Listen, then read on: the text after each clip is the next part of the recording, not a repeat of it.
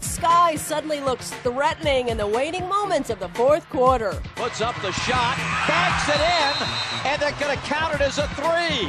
What a Saturday night in Phillips Arena, ladies and gentlemen. Katie Smith is blanketed but remains quite cool under the circumstances. Katie Smith, oh my goodness, that should be illegal. Katie Smith beats the clock. Nneka Ogwumike sure looks like the prized pick of the 2011 WNBA draft. It's gone! Ogwumike with 2.1 seconds to play. It's another miracle in the final seconds for the LA Sparks. Becky in the lane, Becky off the glass and in as she turned her back to the basket, flipped it over the shoulder and put it in. Christie sends the crowd home happy. Tolliver for three, it's up, and it's gone! Oh my goodness! Oh! Wow! Whoa, hold on. Before I start this video, I do want to say, please go on the website WNBAmovement.wordpress.com because I'm going to have a very special guest give me an interview, and I'll give you guys a hint. She's light-skinned, she has long hair, and she plays for Sparks, but you might not have seen her yet because she had an injury before season started. Yes, I am interviewing Charnay Zoll, really cool person, really sweet woman, and she's kind enough to give us an interview. We haven't given you guys an interview in a while, so yeah, go on the website WNBAmovement.wordpress.com. Just read the interview. It's a really cool interview. Check it out. Woo! Yo, what's up, party people? Missed ya. Finally making a video. Excuse the absence, but every single time I kept recording, I was like, gee, the WNBA is actually starting to heat up. Cause see, I had planned to come on here and be like, oh well, I don't know what to tell you, cause season sucks, you know, it's boring. But the last, couple weeks, season is actually starting to pick up the pace. Like I said, my first video that I made, I was pretty much having a little trivia that I was gonna ask you guys, and I was gonna say, who can tell me the team with the worst losing streak, or the worst record rather, and you can't name Tulsa or Washington. And I said it to a friend, and she was totally, Trump, because it's like, gee, you really just do not know. It's like, every single top team that's normally a top team isn't a top team this year. So this season, it's definitely been more interesting than any other season, and I know a lot of people don't like to say what it is. No, this season just sucks. It's off, okay? But it's all good though, because you can make fun of this season, because next season is gonna be so much better. So let's jump into these videos. Like I said, this is probably the most boring WNBA season that we've had in a very long time, and the reason for it is just ain't nothing happening. All the top teams that people love to watch, they're having problems. Every single team either has someone missing, and it could be due to the Olympics or due to injury. Phoenix, I think they only have like freaking 4 wins, that's sad. But they're missing Diana Taurasi. She had a hip flex, and then they're missing Penny Taylor due to her ACL tear, and she's gonna be out until next season, probably like midway through next season. But anyways, it's just a little frustrating at times because people are like looking at Phoenix, oh, they're nothing without them, those two. But it's like, are you serious right now? You guys really have to understand that it's not so much how many wins that they have, because they know, okay, this isn't our year to try to win a championship or whatever. But still, people really need to cut Phoenix some slack. And if you actually watch Phoenix's games, well, okay, yes, there are a lot of blowouts, but there are also a lot of close games that they do lose. Like, oh my god, I felt so bad for them when they were playing the Nightmare, and it went to double overtime, man, and they just couldn't hang on. And so, like I said, Phoenix, there's not really much to say about them. It's just a bunch of hard workers trying to get the job done until daddy comes home. and I'm pleased with Phoenix. I really am. Let me say, Sade Houston, girl, you better work. You better work, girl. Like, seriously, man, Sade Houston, she's just fitting in so well with Phoenix. And actually, you know how they say, like, oh, it's a blessing in disguise or whatever?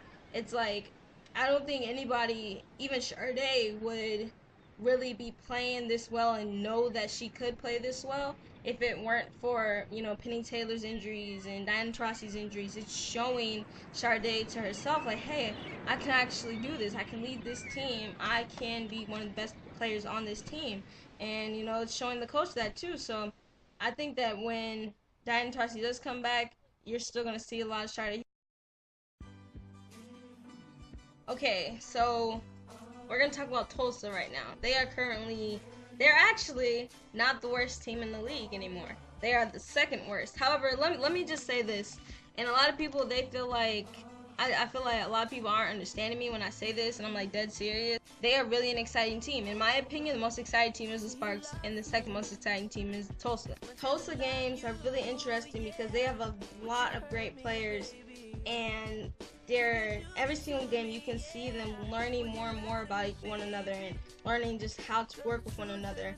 And there's been so many close games that Tulsa could have had, you know.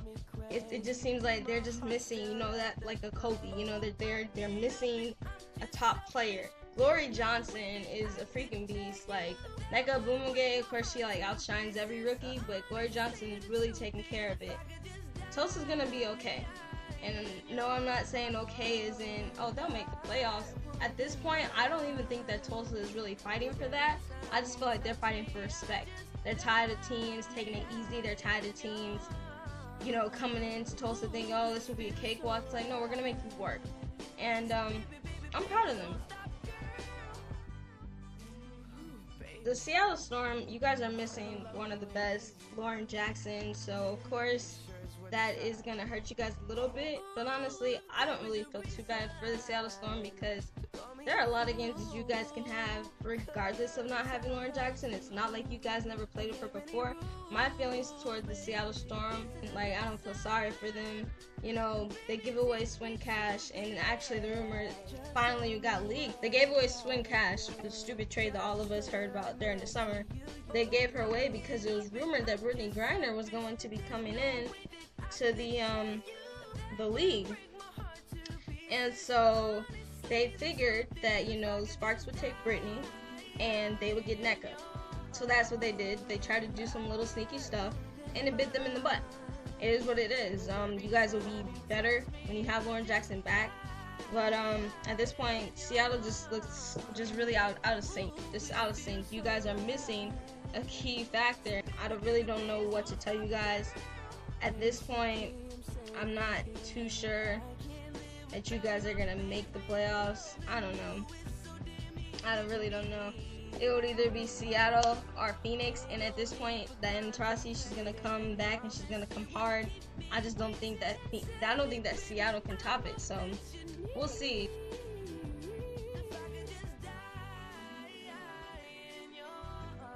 I'm gonna talk about the Lynx. I'm going to talk about the Lynx in the third spot right now because that's actually where they would be if they didn't have like the easiest schedule in the WNBA. You know, let me just say this. First of all, you can call me a hater all you want. I don't really give a crap. I'm not like the biggest person that tries to like wish bad stuff on teams I don't like. It's just the fact that the WNBA just uses the Lynx so bad just to gain fans. Like, they market them the most. I just need the WNBA to understand they cannot force every single fan to be a Lynx fan. We don't want to, WNBA. We all have our teams. We don't want to be a Lynx fan. Stop trying to force it on us. At the beginning of the season, every single blog on the WNBA website, can the Lynx make it a straight 8? How about 9? Perfect 10. It's like, who gives a crap? We all see that they're on a winning streak. This is my thing, though, and I'm not taking anything away from the Lynx. It's just the fact that it's good to talk about a winning streak if the team is actually on a winning streak that is even respectable. It's not fair to point out the Lynx as if they're the best in the world when look at their schedule. They are the only team that's seriously not hurt. They're not hurt. They don't have anybody missing. They're an intact team. They're the reigning champions that have every single person back and more, you know? And it's just like, shut up. Every single blog was hyping them up like they're so perfect. And then it was so funny. At one point, the Lynx actually had the worst losing streak. It's just funny because any other team that does bad, the WMA will be immediately pointed out. Have you guys even known that they were on a 3-game losing streak? They were. They lost to the Silver Stars, they lost to the Sparks, and then they went and lost to Connecticut. Clearly, of all those 3 teams are the top teams in the league. I can just see the billboards now, you know. Oh, the reigning champions get back on track with 4 straight wins versus the Shock and the Mystics.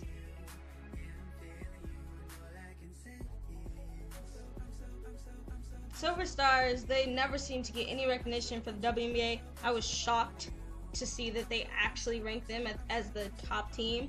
It took them long enough, you know, since they are on a 9-game winning streak, it took the WNBA long enough to say, oh, I think the Silver Stars might have a chance to win the title.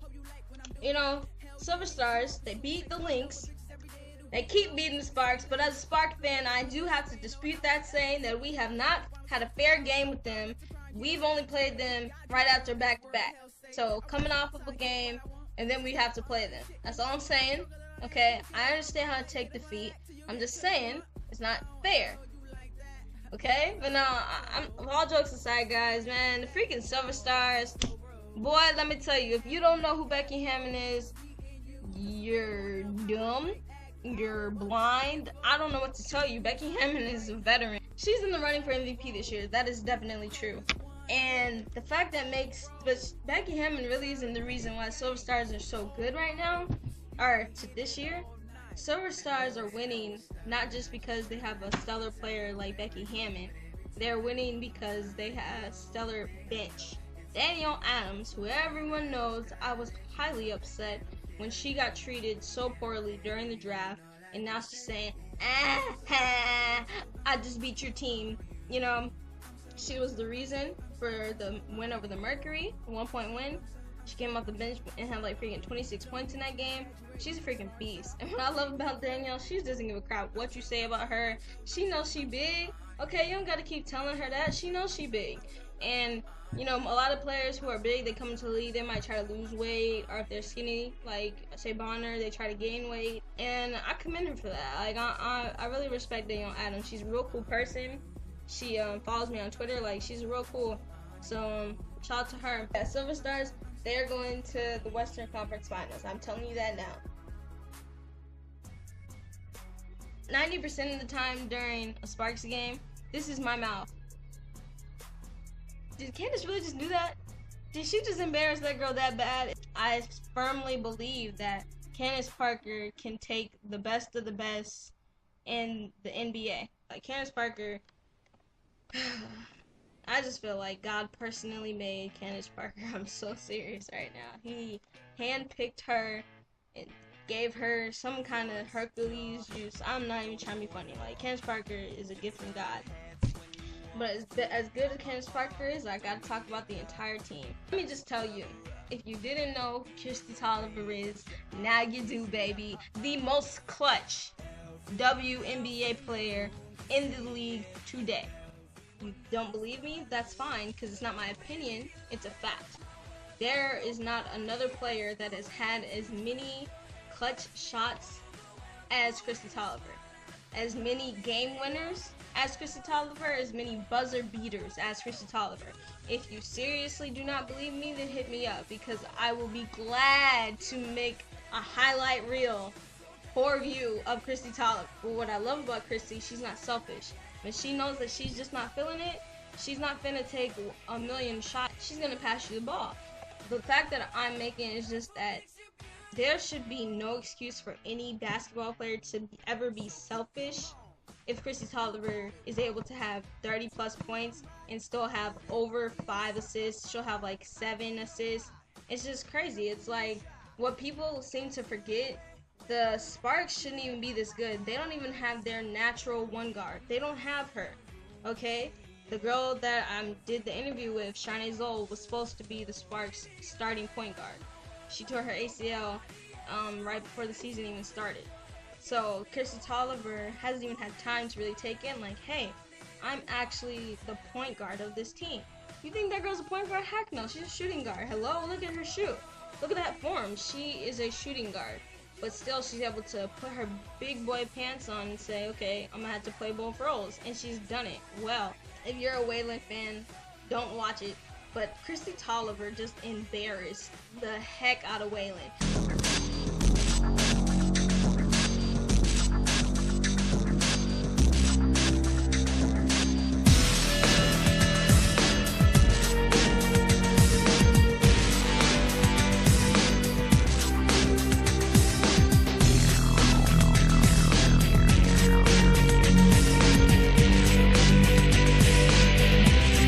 It's just sad at this point. But I don't care if you don't like the Sparks, you have to admit this. Nneka Ogwumike is a beast. A beast. I'm not even going to go into detail. All I'm saying is she's the 12th player in the WNBA history to ever have a 20-20 game. She had 22 points and 20 rebounds. Bro, are you serious right now? This is a rookie. We already know who's getting Rookie of the Year. Unlike last year when it actually should have been Danielle Adams, but she got injured. I don't give a crap if Nneka Ogwumike gets injured right now. Knock on wood. She, from one game alone, is the best rookie in this entire class. I'm just like, wow. And I'm so happy that the Sparks guard her, so all you guys can hate on us. Bow! The top team in the East, without a doubt, is really not even competition right now. The Connecticut Sun. They're just killing everybody, man. I'm not a fan of the Connecticut Sun, but I gotta give respect when it's due. Tina Charles is a beast, except for when she plays Candace Parker, but hey, what are you gonna do? It's Candace Parker. So anyways, Tina Charles is a freaking beast. You know, she has like the freaking most double-doubles in like the history or whatever. Or if she hasn't yet, it's gonna happen really soon. I don't even know what to say about her. Like, she's Tina Charles, you know, she will kill you. She takes it to the paint, and she's starting to get better in her actual game, you know, like her post play. She's just a phenomenal player, and she's definitely going to leave her footprint in the WNBA. Now, the surprising person for the Connecticut Sun, Kara Lawson. Remember all those jokes people used to say, oh, why is she even playing anymore? Why doesn't she just stick to commentating? She sucks. Well, apparently those comments got back to her, and she's telling y'all to shut the up. Seriously. Because Kara Lawson is actually the reason why the Connecticut Sun have been winning so many games. She'll go out there and have like 20-plus game, and she actually starts now. Renee Montgomery doesn't even start anymore. She comes off the bench. That's how serious Kara Lawson has taken this past summer and worked on whatever she needed to work on. She worked on it because she's killing everybody. I don't want to really say that the Sun have a phenomenal bench because in my opinion they don't, but they do have a few key players that are coming off the bench that are really helping them out a lot. But I know at the beginning of the season they wouldn't have even won a lot of games if it wasn't for Allison Hightower. So hats off to her, bro. Suns, they're looking pretty. They're sitting pretty.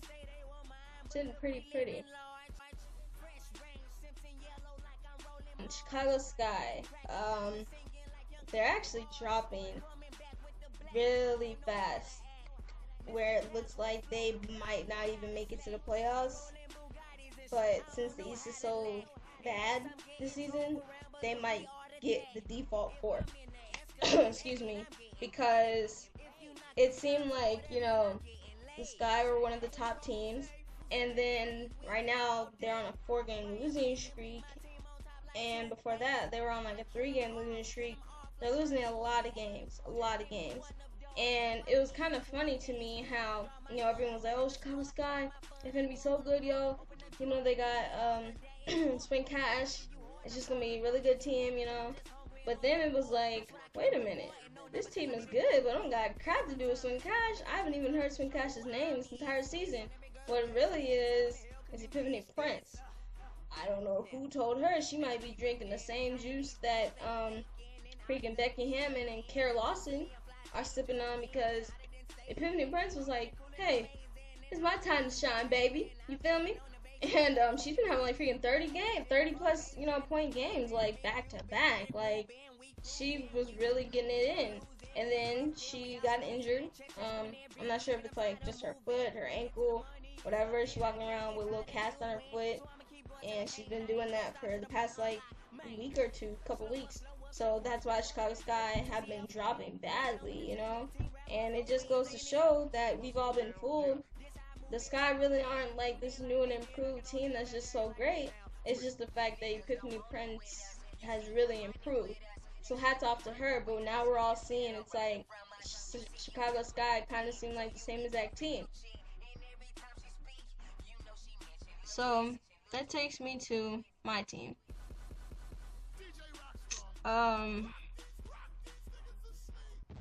What have we not had happen to us?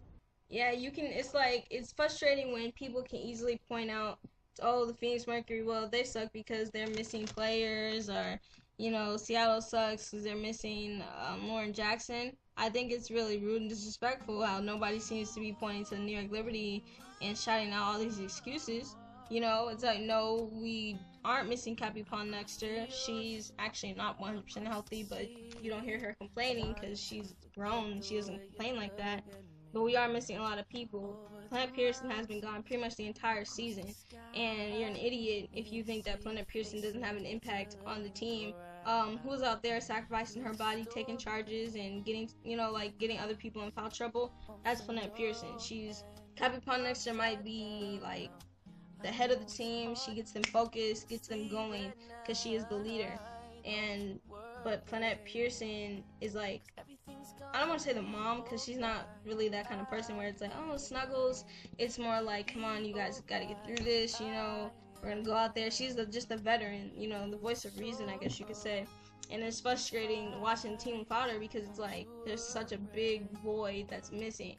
So not only is Planet injured, but Kia Vaughn had a freaking concussion. She got knocked the heck out in a game like about 2-3 weeks ago. We just had so many injuries. The freaking Walker went out in like the second to last game that we had for the break, and she's been planning to get a surgery done during the break, so she's been like trying to fight through it. And so that second to last game, she got like knocked. She's like, Coach, I'm just done. I cannot do this. I need my surgery. So she's completely gone. Nobody, I did something like with her knee or some crap, I don't know. And nobody even knows when she's coming back. Because I wouldn't imagine that you have a surgery and then in like 4 weeks you're going to be A-okay, So it just seems like the Liberty, it seems like everything keeps tallying up, like domino effect. One person gets hurt, the other person, and so on and so forth, and it's frustrating watching a player like Cappy Pondexter, who is clearly one of the best players in the game ever. It's frustrating seeing like her having to do it all. But like I said, it's not all injuries or anything. Liberty just seems so out of sync right now. It's really sad. I don't know if you guys watched it. It was a really early game, but Cappy Pondexter went off. She had like freaking 33 points, man. She went off, and her team lost her the game. They lost by 2 points to the Fever, just by stupid stuff from multiple people on the New York Liberty team. So it's clear that Cappy Pondexter cannot do this alone. So either her team is gonna help her, or Cappy needs to go out there and have 50 points. Which isn't going to happen because Cappy, unlike a lot of other players in WNBA, she's not one of the team captains that are selfish. So, at this point, I don't know. Like I said, it's going to be Chicago Sky versus New York Liberty, because both of those teams look really bad right now. So, we'll see.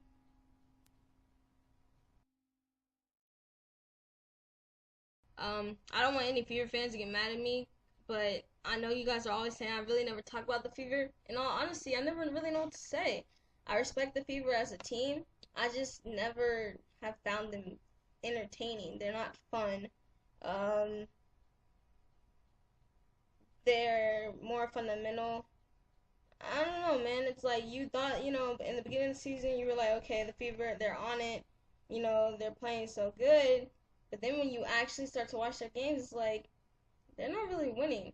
And when they win, they're not winning by a lot. It's like they're just doing enough just to pass the barrier to make it seem like they're one of the top teams in the East, but they're really not. I don't know what to really think about the Fever. I do have to say though, not even trying to hate or anything, that game that you guys saw versus the Sparks that was on ESPN2, that was not the Fever. They played tremendously well. I honestly thought that the Sparks were going to blow them out, but the Fever really put on a show for that TV game. But like I said, when I do watch the Fever, like I just said, New York Liberty, they pretty much beat them, but based off of an idiotic thing that happened, the Fever won by default. It just seems like the Fever don't have it. They don't push for it. They don't try to get it. It's confusing. They're going to the playoffs, clearly. It's just, I don't really see the Fever going anywhere near where they're supposed to. Like, I don't see them going anywhere near what they did last season at all. I have the Fever going out the first round because they just don't seem like they want it. But of course, it all depends because there's so many sucky teams in the East. It just depends. But at this point, I don't really have the Fever coming out of the first round. But, you know, if they keep playing like they did on the TV game, then they're going to be okay. I say the same thing every single time I'm talking about Atlanta because I'm not going to sit here and, like, you know, go overboard. Dream are struggling. They really are. But they're starting to get some key wins that they really need to start chipping away of, you know, getting to go to the playoffs. They are clearly going to go to the playoffs, but they do need a lot of work if they're going to get where they are. But I always feel a little hypocritical talking about the Dream because it's like no matter how bad they are, they will always get it together in the playoffs. Always. You know.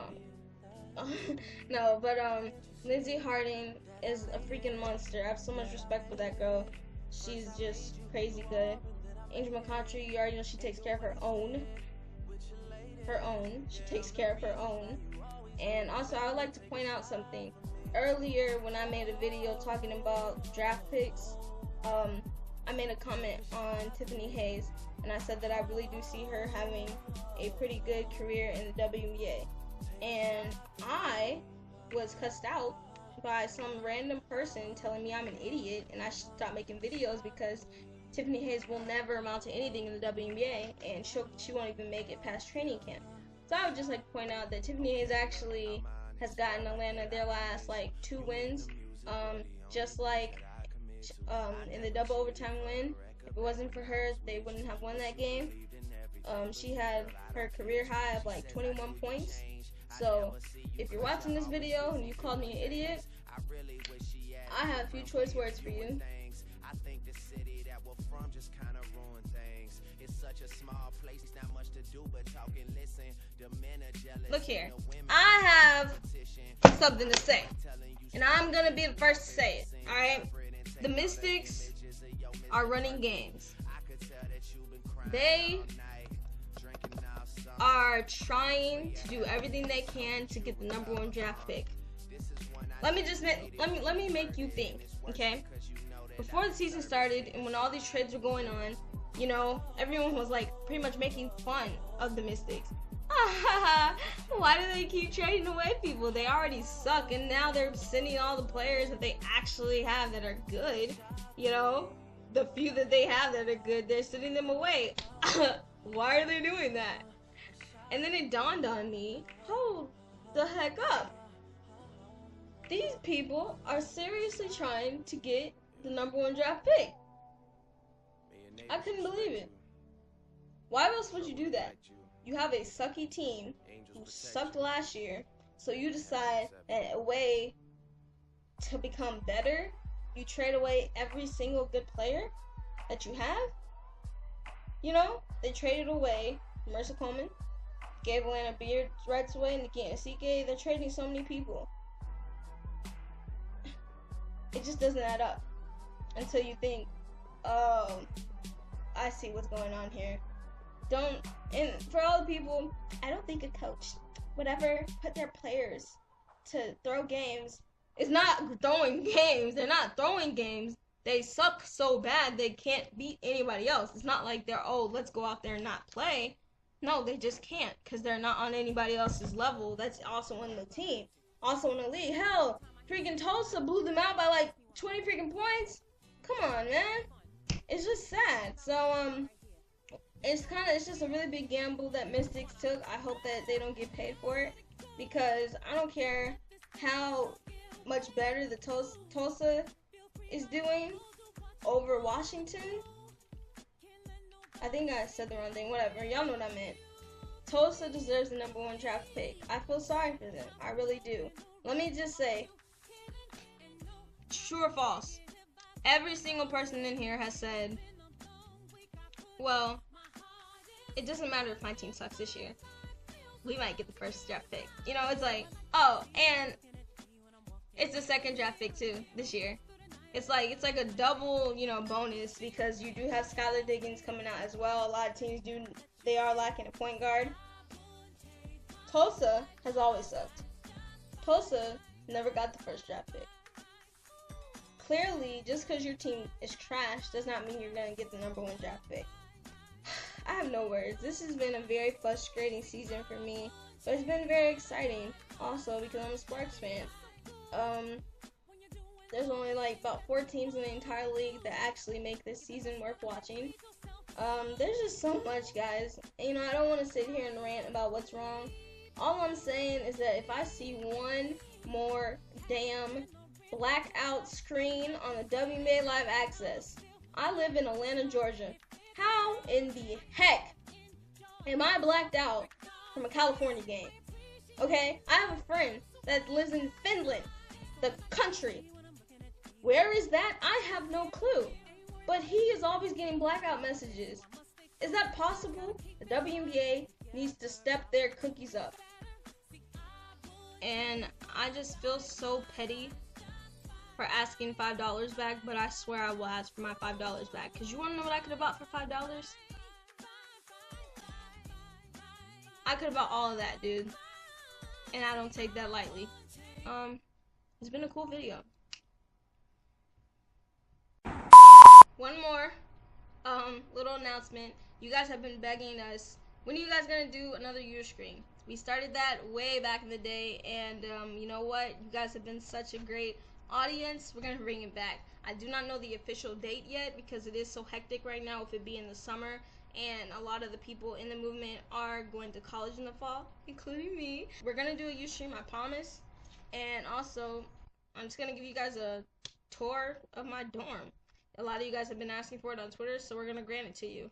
We're going to give you guys tours of our dorms. So, pretty much just thanks for watching us, supporting us. We're not going to go anywhere. College is going to be very difficult to try to fit this into the college life, but we promise we're not going to just go, die out, and come back 6 months later, and I'm going to be like, I'm so sorry, I missed you guys. No, we're not going to forget about you, we love you guys, and we're thankful to have such amazing fans. Thank you guys. Also, I do have to say that I know you guys are used to us putting up blogs after every game and stuff like that, but I'm actually not going to be participating in the Summer Olympics this year.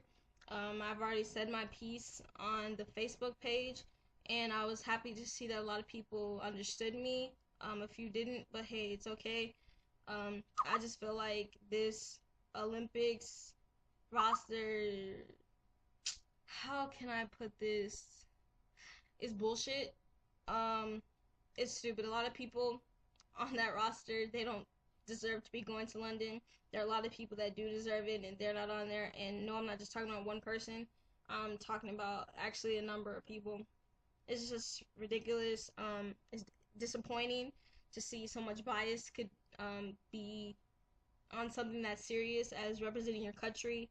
When there's players out there that worked hard for it and they deserve to be going. I'm just shocked that the WNBA allowed the coaching staff to be this biased. But I'm not gonna have an argument in the comments for this. If you feel like you want to step to me, then you can tweet me. Everyone knows at Team Kappa. It is what it is. I speak the truth. If you don't like it, dislike my video. I don't really give a crap. But thanks for all the supporters and everyone that understands where I'm coming from. And is happy to know that there are people that aren't blinded by ignorance. it is what it is. Stay blessed, and I'll see you guys August 16th is when the WMA starts back. I love you guys. Mwah.